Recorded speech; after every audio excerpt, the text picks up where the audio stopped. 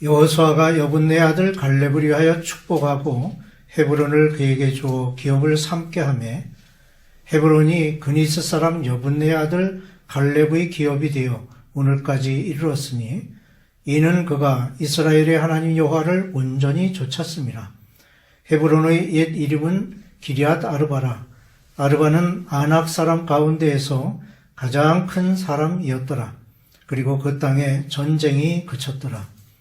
예루살렘 주민 여부스 족속을 유다 자손이 쫓아내지 못하였으므로 여부스 족속이 오늘까지 유다 자손과 함께 예루살렘에 거주하니라.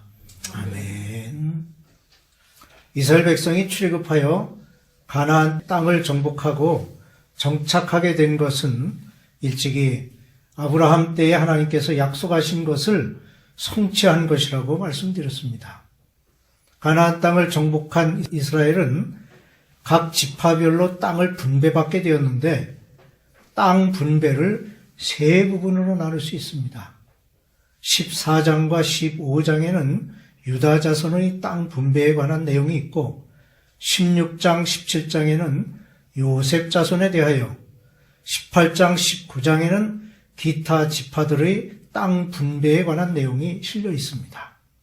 이렇게 나누어진 것에는 특별한 뜻이 있습니다.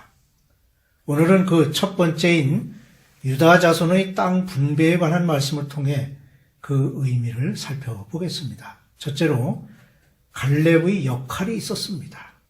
갈렙이 지도자 여호수아에게 청원합니다.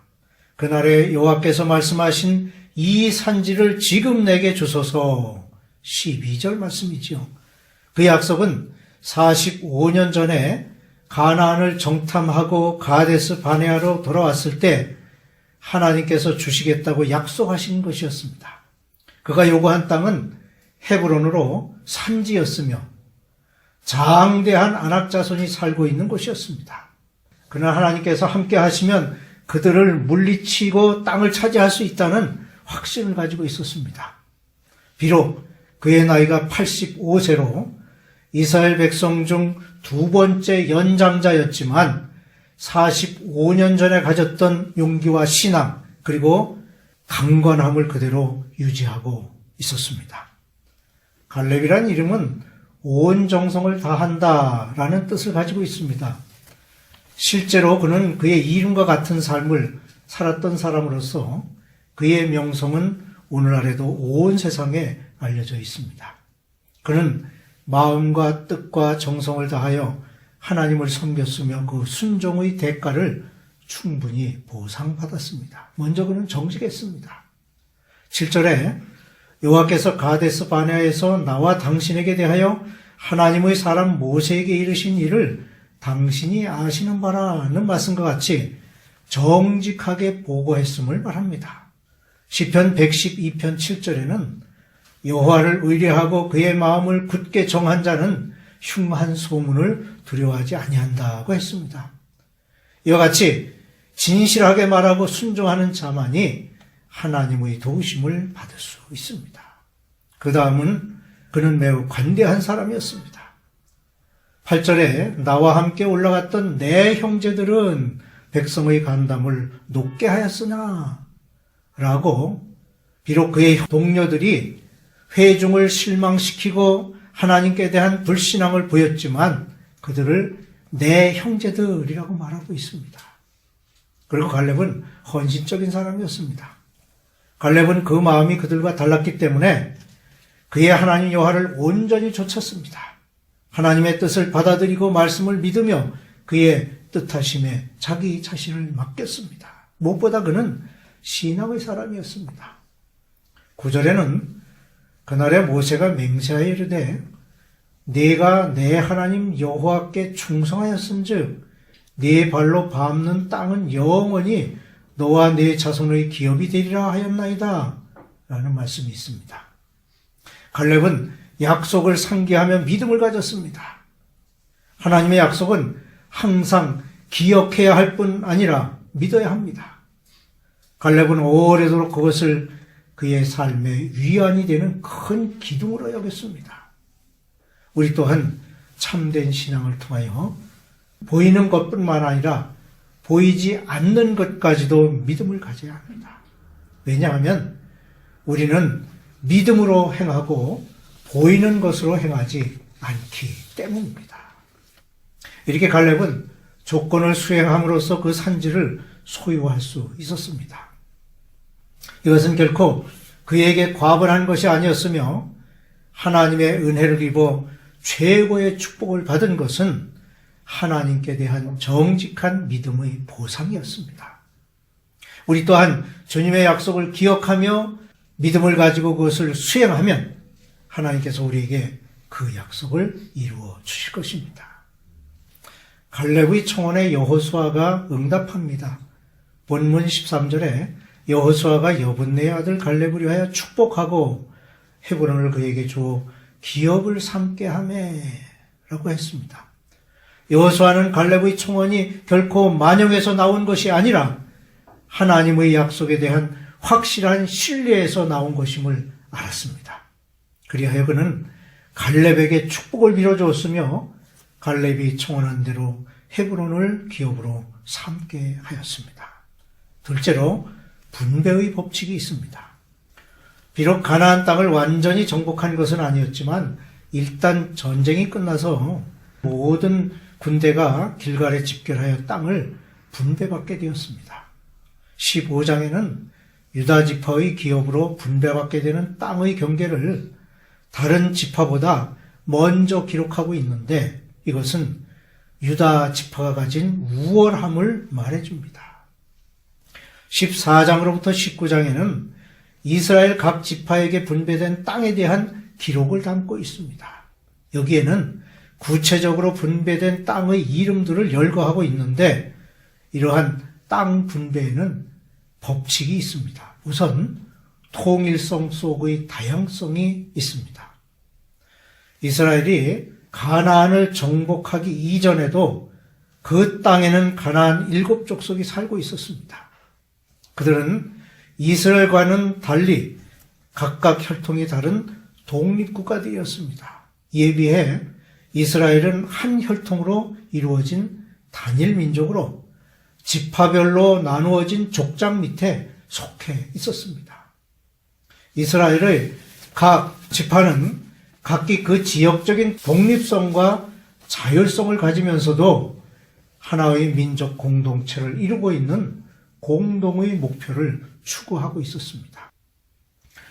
다양한 동식물을 창조하신 하나님은 그 피조물들이 각기 특성을 살려 자신만의 기능을 충분히 발휘하기를 바라시고 어떤 위력에 의해서 개성을 잃어버린 획일성에 사로잡히는 것을 원치 않으십니다.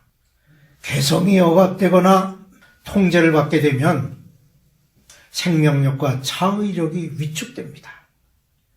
독립과 자유, 조화와 다양성은 가장 이상적인 삶의 형태인 것입니다.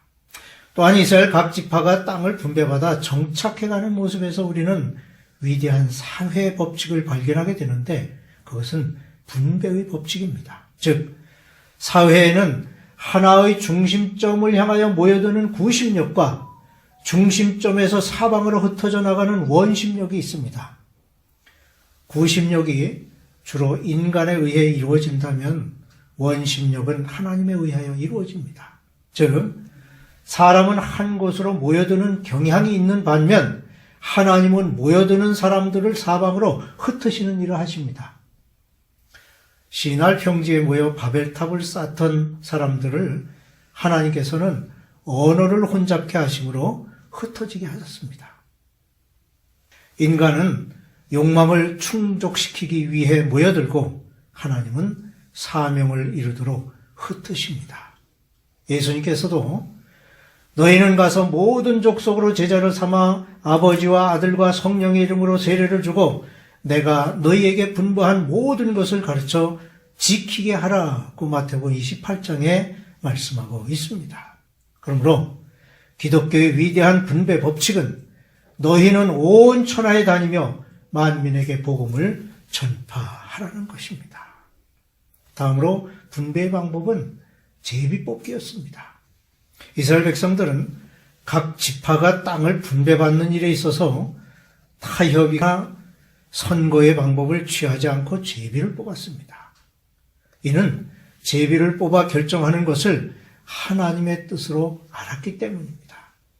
잠언 16장 33절에는 제비는 사람이 뽑으나 모든 일을 작정하기는 여호와께 있느니라는 말씀이 있습니다. 이 방법 속에는 철저한 하나님 주권 사상이 들어 있습니다.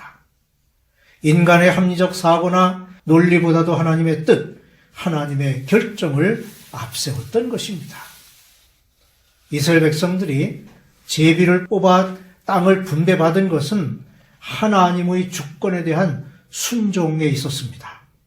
하나님의 주권은 순종함으로써 영광을 드러내게 됩니다. 여호수아 15장에는 유다 자손이 분배받은 성읍들이 기록되어져 있습니다. 그 수는 무려 137개이며 이 성읍들은 그 지역에 따라서 남방의 성읍 그리고 산악과 평지의 성읍으로 나누어집니다. 후일에 다윗이 이스라엘의 왕이 되었고 메시아 예수 그리스도께서 다윗의 혈통을 따라서 태어나셨습니다. 다윗이 바로 유다의 자손입니다. 유다는 왕족인 다윗의 가계가 속해 있는 지파일 뿐만 아니라 장차 그리스도께서 탄생하시게 되는 지파이기 때문에 당연히 다른 지파들보다 더 좋은 땅을 받아야 했을 것입니다. 하지만 유다가 받은 땅의 실제의 모습은 그렇지 않았습니다. 나라의 중심부는 에브라임과 므낫세 지파에게 돌아갔고 유다 지파는 나라의 중심부가 아닌 남쪽 지경에 있게 되었습니다. 그것도 기름지고 비옥한 땅이 아닌 거칠고 메마른 땅이었습니다. 이렇게 험난하고 메마른 땅을 차지하게 된 것에는 몇 가지 의미가 들어 있습니다. 그것은 예수 그리스도의 탄생과 사역 그리고 구원에 관한 계시입니다. 우선 남쪽 지역에 있다는 것은 그리스도의 비천한 출생을 의미합니다. 유다 지파가 얻은 성읍들은 나라의 중심부가 아닌 남방 산악 평지인 광야 지역으로서 이는 주님께서 호화스럽고 안락한 곳에서 태어나는 것이 아니라 낮고 천하고 볼품없는 말구유에서 탄생하실 것을 의미합니다.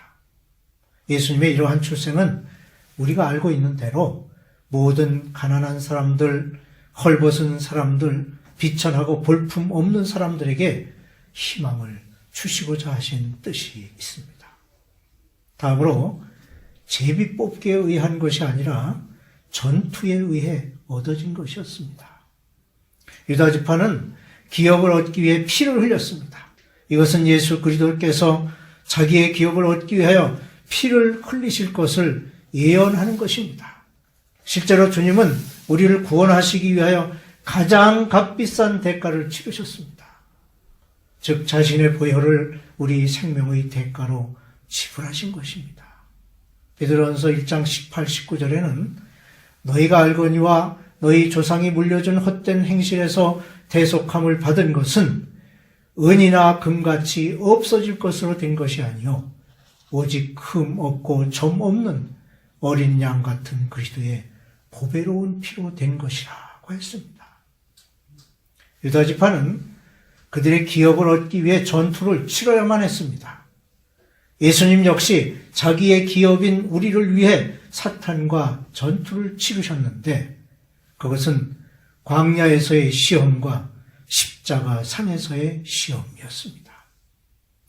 유다 지파와 예수님의 전투에는 차이점이 있는데 유다 지파는 그 전투에서 완전히 승리하지 못하여 여부수 족속을 쫓아내지 못한 반면에 예수 그리스도의 전투는 완전히 승리하심으로 영광을 얻으셨으며 영원한 승리가 보장되게 된 것입니다. 즉 인간의 승리는 불완전하지만 그리스도의 승리는 영원하며 온전하게 성취된 것입니다. 셋째로 유다 지파가 기업으로 얻은 성읍들은 각각 특성을 가지고 있습니다. 유다 지파가 얻은 성읍들은 남방 지역의 성읍들, 평지의 성읍들, 산악의 성읍들, 광야의 성읍들인데 그 특징은 성읍의 위치가 모두 의미를 담고 있다는 것입니다. 즉, 남방 지역의 성읍들은 소외된 자들을, 평지는 억눌리고 압제당하는 자들을 의미하는 한편 산악 지역의 성읍들은 부유하고 권세 있는 자들을 의미하는데 기독교인이라고 해서 항상 가난하고 못 살아야 된다는 것은 옳은 말이 아닙니다. 오히려 하나님은 그의 사랑하는 자녀들에게 많은 축복을 허락하십니다. 그리고 광야 지역의 성읍들은 험난하고 고달프게 살아가는 지친 인생들을 의미합니다. 이와 같이 주님께서는 모든 부류의 인생을 구원하시기 위해 오셨습니다. 모든 사람을 구원하심으로 자신의 기업을 삼으신 것입니다. 그러므로 누구든지 주님 앞에 나오면 구원함을 얻을 수 있다는 교훈을 얻게 되는 것입니다.